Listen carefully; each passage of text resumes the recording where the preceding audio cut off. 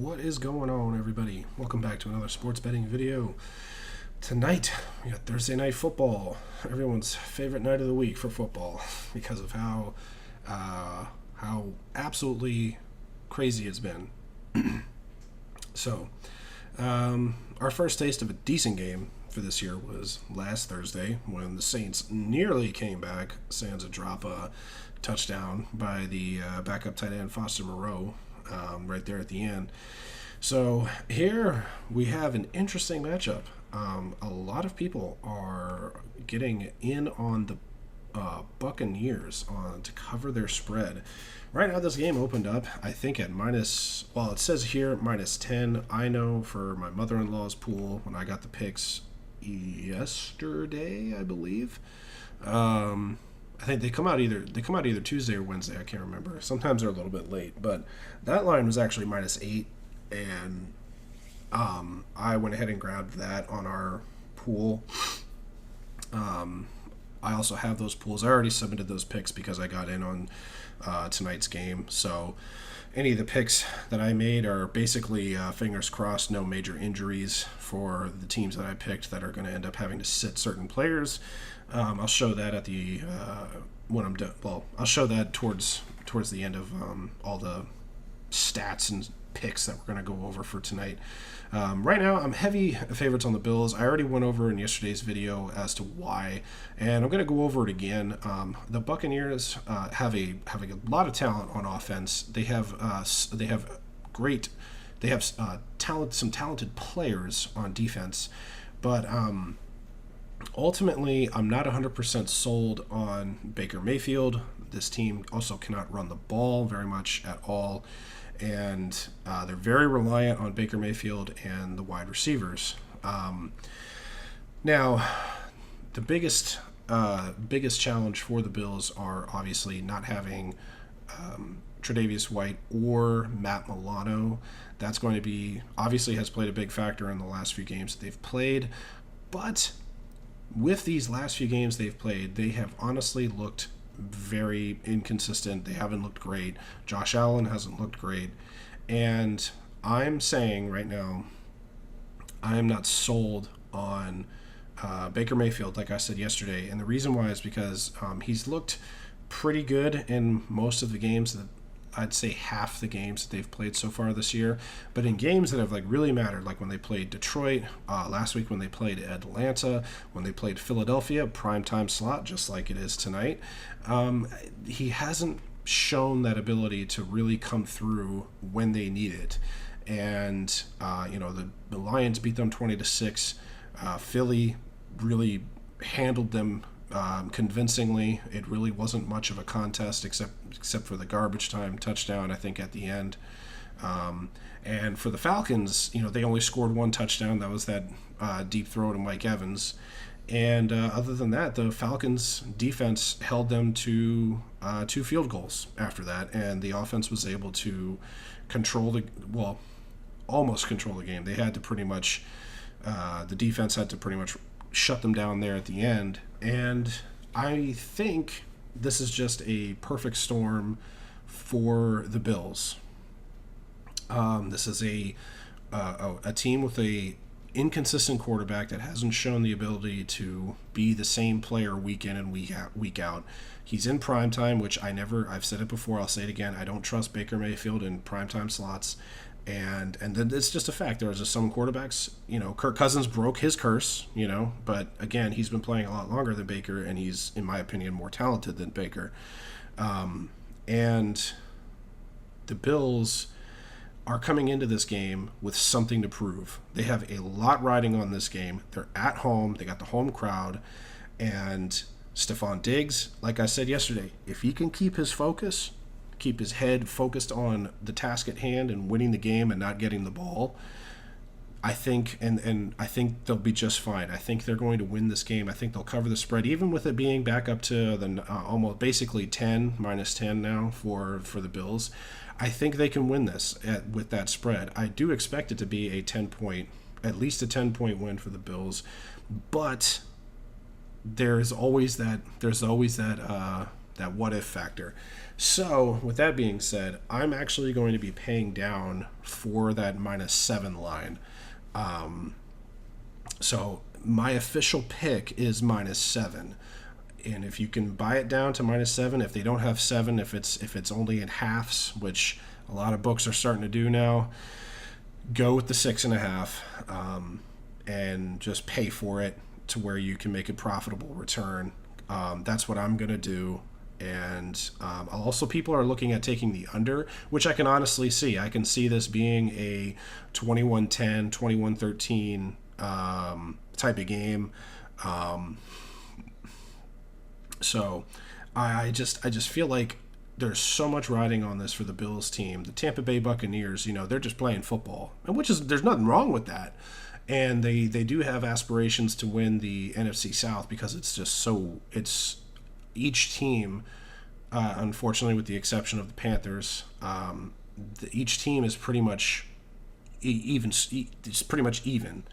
I think it's ranked from strongest to least strongest. Right now, I'd have to take the Falcons, and then the Bucs, and then the Saints, and then the Panthers. The Bills, on the other hand, because of the last 2 games, they really need to prove something, not just to the fans, not just to the rest of the league, but they need to prove something to themselves. Josh Allen needs to get that offense clicking. Stephon Diggs needs to have one of those types of games, but as well as other players like Gabe Davis, he needs to have one of those games. I wouldn't rely too much on the run game in this one. I don't think there's going to be much room for James Cook. A big part of that Tampa Bay defense is Vita Vea when it comes to stopping the run, and we'll take a look at the injuries here in just a second. But that's my reasoning behind this bet, -7 or 6.5 if you have to go with the half. And right now, as for weather, 65 degrees tonight, no rain, 8-mile-an-hour winds. Beautiful night for football in Buffalo. So the weather will not be a factor, but that home crowd certainly will. And with that being said, let's go to the injury report. So Buccaneers have some players missing. They have Matt Filer out. Did not participate all week with a knee injury, so that's going to be, again, not good for the run game. Interior offensive lineman goes down. Kayvon Merriweather, so this is how unfamiliar I am with certain players on the Bucs. I'm not sure if he's starter opposite of Winfield, but he is out with an ankle injury. The 2 full participants that are going to be playing, which I confirmed over here on DraftKings. DraftKings does a pretty decent job of keeping everyone up to date on injury status and if they're definitely going to be suiting up or not. But Baker Mayfield and Chris Godwin did not practice on Monday. Basically, it was an estimate because they had the day off, and then they limited on Tuesday, and then they had a full participation on Wednesday, and they're basically good to go. Now, Vita Vea did not practice all week, has that groin injury. I've had a groin injury. I had it in high school during my spring sport, my track and field. I wasn't a runner. I was a discus thrower, but the football coach was the discus coach. So he made us, and he had a bunch of football players, on there, and he made us run sprints. And I pulled my groin, and I got to tell you, man, that never healed properly because I never was able to take a time out and rest it, and that affected me well out of high school. So groin injury is pretty, depending on the severity. If he wasn't even able to do a walkthrough, that is a big question. So it looks like he's going to be a true game time decision. He's going to warm up, see how it feels. Chase Edmonds, no injury designation. He's full participant, so he should be fine. 2 tight ends for the Bills, Dawson Knox and Quentin Morris. So Dalton Kincaid should be high up on your fantasy or player props. I think he should have a good night. Looks like he's been coming into his own in his rookie year. And linebacker Balin Spector, I don't know who he is, but he is out. Ed Oliver, questionable with a toe injury. He was limited all week. I think he should be playing. Josh Allen, right shoulder, full participant. Everybody's been wondering if his shoulder isn't right or anything like that. I think he's fine. I think he'll be all right. So this is the night to really prove it.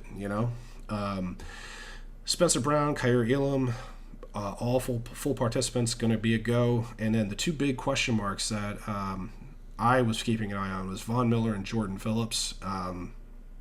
But it looks like they were limited and then had a full participation yesterday, so they have no designation. They're going to be fine. So with that being said, let's move to some props. Now, this is for an anytime touchdown scorer. I would take a look at Diggs if you're working it into a parlay, or if you're just going to drop some dollars, some good amount of dollars on Stephon Diggs. I think he gets in there. I wouldn't even be surprised if he scores twice in this game, if you're feeling frosty. Josh Allen is one that I'm also looking at, since the run game is probably going to be pretty tough against the Buccaneers. If tonight's a night for Allen to have a rushing game, this might be it. Kincaid, also someone to look out for. You know how Allen loves to target those tight ends in the red zone. Kincaid could be due for a touchdown. Same with Gabe Davis. So for the Buccaneers, it's hard to say, man. It's hard to say. I mean, it's really between Mike Evans and Chris Godwin. Those are the main money makers, and Baker Mayfield seems to be looking basically 1 Mike Evans, 2 Godwin, and then everybody else.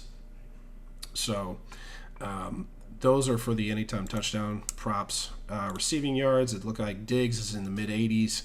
I think if the Bills are going to win this game, Stephon Diggs has to have one of those 120-plus, 6-7 catch nights. So I would take the over on the 86.5, banking on the Bills to win. And it looks like, minus 113 on FanDuel is where you're going to get the best. Mike Evans is in the mid-50s. Same with Godwin. Gabe Davis, low 40s. Kincaid, low 40s. I think 40.5 for Kincaid is pretty good. That's about all I would do for receiving yards. Rush yards, what's Allen at? I am interested. 21, over 21.5. I think a good scramble by Allen could get you there. I think a good scramble there could get you there, maybe 2. Receptions, Diggs over 6.5. Again, if the Bills are going to win this game, like I said, he's got to catch 6. Well, it's over 6.5, so 7, 8, I think would be good. Kincaid over 3.5. I think that's a solid target right there. Get him 4 catches. I think he can easily get that. First touchdown scorer. So I would actually say Diggs is at plus 550. That's not bad. Allen at plus 1,000. That may be worth taking a look at, like a QB sneak or a fake bootleg, or just a straight up draw or a scramble. I think at plus 1,000, I think that is entirely possible for first touchdown scorer. Pass yards, Allen over 255, Mayfield over 228. On Bet365, under 263. It depends. If the game goes the way I think it's going to go and the Bills have a comfortable lead throughout, he shouldn't have to throw that much. So I would actually take, if you can get the under 260 range, that actually might be worth taking. I'm expecting him to throw between 230, 240, 2 touchdowns, maybe rush for a good amount of yards, and just control the game late when you have the lead, like a solid lead. Passing touchdowns, Allen over 1.5. I would take that. Mayfield, I would take. Like I said, I don't trust Mayfield, so. But that what if factor plays in, and that honestly feels like a trap in this game. So, I mean, this game could easily end up being like 24-14. So, I would not take the under on that, and I would caution on the 1.5. I mean, it is plus 175 on PointsBet, so it's a decent look if you're feeling optimistic about the Buccaneers. Let's see. No rushing, receiving. Interceptions. Let's see. Minus 135. Mayfield, yeah. I think that might be the only props I'm really interested in. So that's going to be it right there. Those are my picks for this evening. And yeah, that's going to be it. The last thing I'll show, obviously, is the pool, the picks that I selected for the pool with my mother-in-law. So I got the Buffalo Bills -8. I went Tennessee Titans +2.5 against. Oh man, I'm so bad. I forgot who they're playing against. Oh, it's like right there. I know who they're playing. I'm blanking on it right now. But +2.5. Will Levis is looking like he's gonna. Will Levis, however you pronounce his name, it's looking like he's gonna get the start. That may be the spark this offense needs. And when you have a guy like DeAndre Hopkins, Treylon Burks is trending towards coming back from his injury. Derrick Henry, give him the ball 20 plus times. This could be the spark you need to maybe start winning some games for the Titans. So I think +2.5 is good. Carolina +3 against the Houston Texans. I really like this spot for the Carolina Panthers. They're at home. It's the two quarterbacks taken back-to-back in the draft. I really think the Panthers are going to get their first win, or at the very least, cover that +3 spread. Kansas City -8 against the Broncos. I mean, the fact that it's at -8 just by how poorly that offense has played for Denver and how suspect that defense can be. I think Kansas City covered. I know I picked the Denver Broncos to cover their spread the last time on Thursday Night Football, and I lost because of that field goal at the last second by the last possession of the Chiefs. If you go back and watch that video. And then Chargers -8 against the... Oh, God. Why am I so bad at this? I know people are probably screaming what the game is. Bears. I knew it was a team that -8 looked really good against.